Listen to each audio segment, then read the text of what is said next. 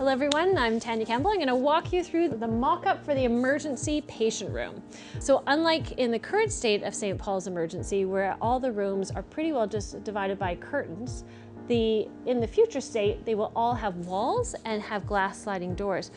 This, of course, will decrease the amount of infection, because of course you're in your own private space, and increase the amount of privacy, and hopefully make it much more of an inviting environment for the patients.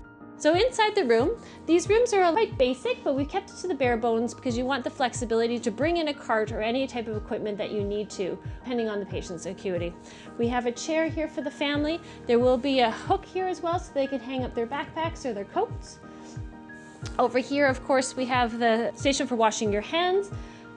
It won't be this computer, but we'll have a computer wall mounted on the side for closed loop communication with the patient, as well as the provider having the opportunity to show patients their results or be actually putting in orders on the patient. So increasing efficiency at the actual patient's bedside.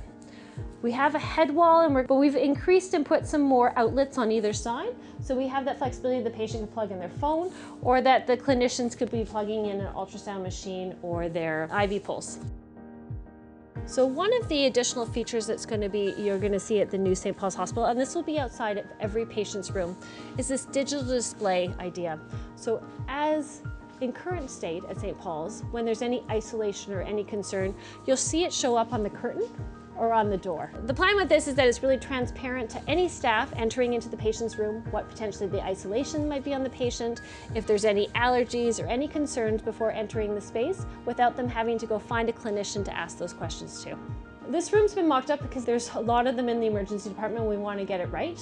And it was more really to have to bring in the stretcher, take the stretcher out, bring in a bed, let's see how that works. It also gave us the opportunity to look at the head wall and go, that's too low, let's move it up.